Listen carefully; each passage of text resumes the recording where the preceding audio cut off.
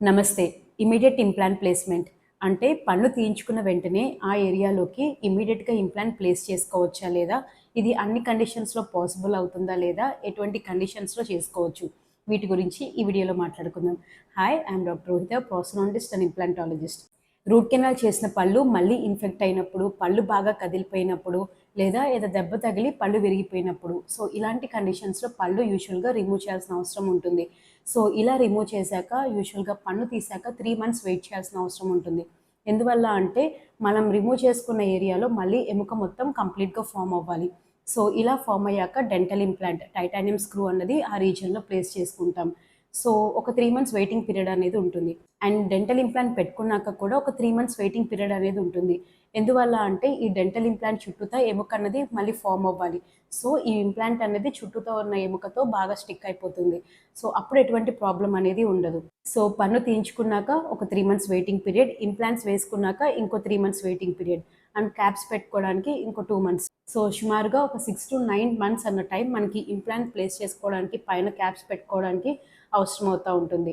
కానీ కొన్ని కండిషన్స్‌లో ఏంటి అంటే, మనం పన్ను తీసిన వెంటనే ఆ ఎక్స్‌ట్రాక్షన్ సాకెట్‌లోకి ఇమ్మీడియేట్‌గా ఇంప్లాంట్ అనేది ప్లేస్ చేసేసుకోవచ్చు. సో దీనివల్ల మెయిన్ అడ్వాంటేజ్ ఏంటంటే వెయిటింగ్ పీరియడ్ అనేది చాలా తగ్గిపోతుంది. సో యూజువల్‌గా 6-9 మంత్స్ పట్టేది ఒక 4 మంత్స్‌లో మనకి ఇంప్లాంట్ ప్లేస్ చేసుకొని పైన క్యాప్స్ అనేవి ఇచ్చేసుకోవచ్చు. సో ఇమ్మీడియేట్ ఇంప్లాంట్ ప్లేస్‌మెంట్‌కి వెళ్ళడం వల్ల టైం అన్నది చాలా తగ్గించుకోవచ్చు. అండ్ ఆల్సో మనం ఎక్కువ టైం వెయిట్ చేయటం వల్ల పక్క పళ్ళ ఆ స్పేస్‌లోకి జారి మళ్ళీ వాటికి ప్రాబ్లమ్స్ వచ్చే ఛాన్సెస్ ఎక్కువగా ఉంటాయి.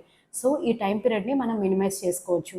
సో ఇలా ఇమ్మీడియేట్ ఇంప్లాంట్ ప్లేస్‌మెంట్‌కి ప్రొసీజర్ ఏ విధంగా ఉంటుంది అంటే పేషెంట్ రాగానే ఫస్ట్ క్లినికల్ ఎగ్జామినేషన్ ఉంటుంది. సో తర్వాత 2D ఎక్స్‌రే, ఓపీజీ తీసుకోవాలి అండ్ 3D ఎక్స్‌రే, సీబీసీటీ కూడా తీసుకోవాల్సి ఉంటుంది.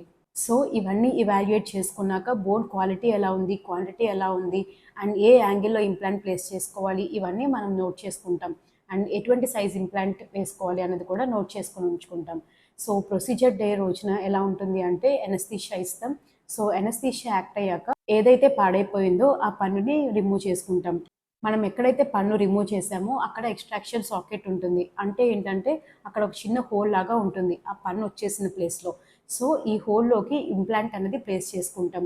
సో ఏ విధంగా ప్లేస్ చేసుకుంటాం, ఎంత లెంత్ ప్లేస్ చేసుకుంటాం, ఏ యాంగిల్‌లో ప్లేస్ చేసుకుంటాం అది మొత్తం మనం ఆల్రెడీ మనకి సీబీసీటీ ద్వారా అసెస్ చేసుకొని నోట్ చేసుకుంటాం కదా! సో అలా మనం ఇంప్లాంట్ అనేది ప్లేస్ చేసుకుంటాం. సో ఇలా ఇమ్మీడియేట్ ఇంప్లాంట్ ప్లేస్‌మెంట్ అనేది చేసుకోవచ్చు. అండ్ ఇలా ఇమ్మీడియేట్‌గా ఇంప్లాంట్ ప్లేస్ చేసుకున్నాక యూజువల్‌గా ఒక 3 మంత్స్ వెయిట్ చేస్తే మళ్ళీ ఆ ఇంప్లాంట్ చుట్టూతా బోన్ ఫార్మ్ అయిపోతుంది. సో అప్పుడు క్యాప్ ప్లేస్‌మెంట్‌కి వెళ్ళొచ్చు. ఈ ప్రొసీజర్‌లో ఏంటంటే అవసరమైతే మనం ఎక్కడైతే ఇంప్లాంట్ ప్లేస్ చేసామో అక్కడ ఏదైనా గ్యాప్స్ లాంటివి ఉంటే మనం బోన్ గ్రాఫ్ట్ లాంటివి పెట్టుకోవాల్సిన అవసరం కూడా ఉంటుంది. సో ఇలా బోన్ గ్రాఫ్ట్ పెట్టుకొని 3 మంత్స్ అనేది వెయిట్ చేస్తాం. తర్వాత బోన్ ఫార్మ్ అవుతుంది. ఆ తర్వాత దాని మీద క్యాప్ ప్లేస్ చేసుకుంటాం. దీని ప్రొసీజర్ ఈ విధంగా ఉంటుంది. సో ఇందులో వచ్చే బేసిక్ డౌట్ ఏంటి అంటే అన్ని కేసెస్‌లో ఈ ప్రొసీజర్‌ని చేసుకోవచ్చా? యూజువల్‌గా ఏంటంటే పన్ను బాగా ఇన్ఫెక్ట్ అయిపోయినప్పుడు కింద పెరియాపికల్ లీషన్ అని అంటాం.